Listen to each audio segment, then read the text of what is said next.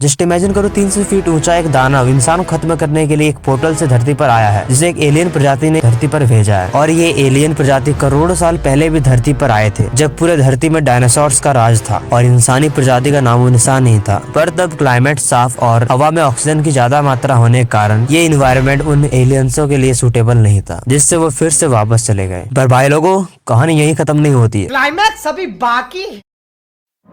करोड़ों साल बाद धरती में एक नया घटिया प्रजाति पनपता है, जो कि एक सेंटेंस में कहा जाए तो धरती का महाभयानक कर देता है। ये प्रजाति और कोई नहीं बल्कि हम इंसान ही हैं, जिसने अपने स्वार्थ के लिए धरती से हर चीज लेकर इसकी वाट लगा दी है। और समय के साथ क्लाइमेट में बढ़ती हुई पॉल्यूशन और CO2 के कारण अब ये धरती उन छछुंदर एलियंसों के लिए बिल्कुल सही हो गया है। फिर क्या था, भेज दिया एक दानव इंसानों की वाट लगाने के लिए। अब जरा सोचो, इंसान एक ऐसे दानव जो कि अपने स्वार्थ के लिए पूरे प्लेनेट की वाट लगा सकते हैं, तो खुद को बचाने के लिए क्या क्या नहीं कर सकते। बस फिर क्या था, एक दानव से भिड़ने के लिए खुद का ही बना दिया एक दानव।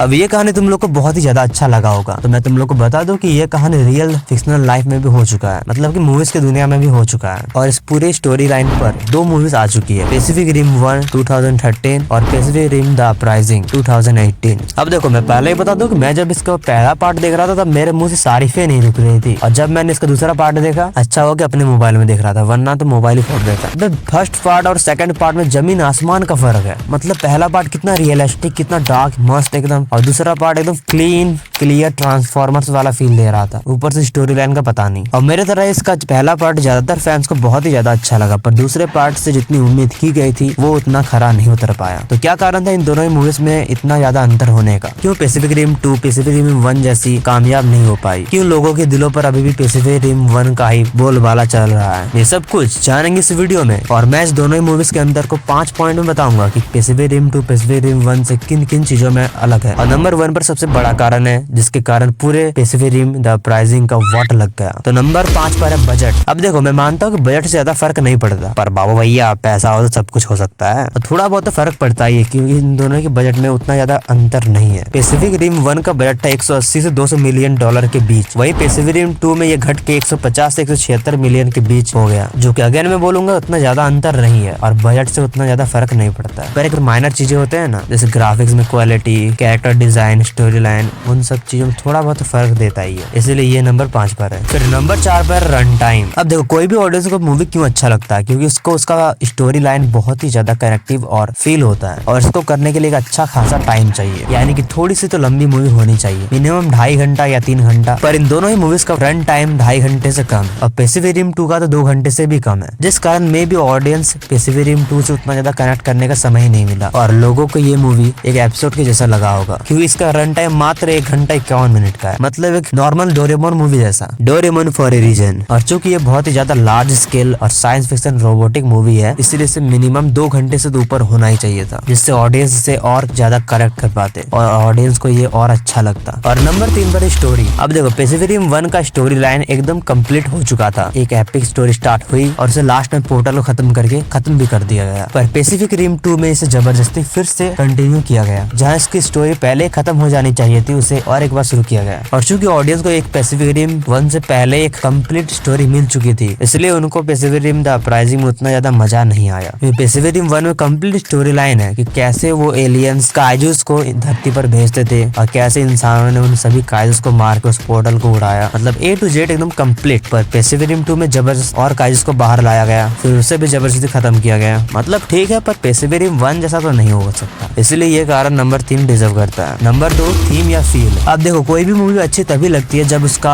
स्टोरी लाइन उसके फील पर सेट बैठे। जैसे आपको अगर कोई परियों की मूवी देखनी है तो उसमें थोड़ा कॉमिकी स्टाइल होना चाहिए और थोड़ा ब्राइट कलर, ताकि कलरफुल ज्यादा लगे और बच्चों के लिए ज्यादा अच्छा हो। पर आप जब बड़े बड़े जायजेंटिक रोबोटों की कहानी पर ध्यान देते हैं और काइजूस जैसे दानवों पर कोई मूवी बनाते हैं, तब इसका फील ज्यादा डार्क और रियलिस्टिक होना चाहिए। वही पैसिफिक रिम 2 में इसी चीज पे गलती कर दी, उन्होंने पूरी मूवी को बहुत ही ज्यादा क्लीन रखा, एक ट्रांसफॉर्मर्स वाली लुक देने की कोशिश की गई, वो भी ट्रांसफॉर्मर्स द लास्ट नाइट और ट्रांसफॉर्मर्स एज ऑफ एक्सटिंक्शन वाली। मतलब आप अगर बड़े बड़े रोबोटों और दानवों की मूवीज बना रहे हैं तब उसका फिल्म मिनिमम डार्क और रियलिस्टिक होना चाहिए, जो कि पैसिफिक रिम 1 में बखूबी निभाया गया। उसमें किसी भी सीन में ऐसा नहीं लगा कि रोबोट का साइज छोटा है। उसमें हर तरह से ये दिखाया गया कि रोबोट बहुत ही ज्यादा बड़ा है, खतरनाक है और थोड़ी रियलिस्टिक फील दी गई। उसमें वेदर भी रेनी और रोबोटों को थोड़ा स्लो दिखाया गया ताकि ये रियल रोबोट लग सके। ओवरऑल पैसिफिक रिम 1 एक रोबोट और दानव वाली मूवी लग रही है, पर पैसिफिक रिम 2 में ऐसा कोई भी बात या फील नहीं है। इसलिए इस मूवी को देखते वक्त कभी भी मॉन्स्टर वाली फील नहीं आ रही थी। और ऐसा सेम का मॉन्स्टर वर्स भी अभी कर रहा है। उसकी 2014 या किंग गिडोरा वाली मूवी देख लो, बहुत ही ज्यादा बढ़िया है। पर जैसे जैसे मॉन्स्टर वर्स आगे बढ़ रहा है वो ज्यादा कलरफुल करने की कोशिश कर रहा है अपने मूवीज को, ताकि सारे एज ग्रुप के लोगों को मूवीज अच्छा लगे। पर ये उसकी सबसे बड़ी गलती भी हो सकती है, क्योंकि मॉन्स्टर वाली फिल्मों को थोड़ा डार्क फील ही होना चाहिए। उसी कारण से मेरा अब तक का फेवरेट गॉडजिला मूवी भी 2014 वाली ही थी, क्योंकि उसमें जो फील आ रहा था वो और किसी भी गॉडजिला मूवी में नहीं आ रहा है। तो नंबर 1 पर आता है इस पूरे मूवीज का माँ बहन एक करने वाले इंसान, यानी कि डायरेक्टर एंड राइटर। अब देखो पैसिफिक रिम 1 में जो भी डायरेक्टर और राइटर्स के ग्रुप थे, मैं सच बता रहा हूँ इनमें से एक भी पैसिफिक रिम 2 में नहीं है। मतलब पूरा डायरेक्टर और राइटर का कास्ट बिल्कुल अलग है। अब तुम लोग ओजी डायरेक्टर और राइटर्स को ही हटा दोगे तो फिर मूवीज तो अलग बनेगी। तो कर दिया कचरा जो करना था उन लोगों को। मतलब क्या सोच के जो डायरेक्टर और राइटर्स को अलग किया मुझे भी पता नहीं। जिसने इतनी एपिक पैसिफिक रिम 1 वाली स्टोरी लाइन दी उसको ही हटा दिया। वाह। पैसिफिक रिम 1 को डायरेक्ट कर रहे थे गिलेर्मो डेल टोरो। अब देखो पहले उच्चारण पर ध्यान मत देना क्योंकि इन सब का नाम वैसा ही अजीब है। और राइटर थे ट्रेविस बैचम। वही पैसिफिक रिम 2 का डायरेक्टर हो गया स्लेवन एस डे नाइट। और राइटर एक खुद भी थे और थे एमिली कार मिखाइल, कीरा स्नाइडर, लोर्ने वोल्फी। अब मैं नीचे कैप्शन दे दूंगा, तुम लोग पढ़ लेना। तो वीडियो इज कंप्लीट एंड अगर आप लोग को स्क्रीन में दिख रहा प्रोडक्ट को खरीदना है तो मैंने इसका लिंक डिस्क्रिप्शन में दे के रखा है, तुम लोग वहां से खरीद सकते हो। और नेक्स्ट टॉपिक कमेंट करना मत भूलना, क्योंकि टॉपिक कमेंट करने वाले का नाम वीडियो में रखा जाएगा। और ये वीडियो होता है यहाँ पर समाप्त।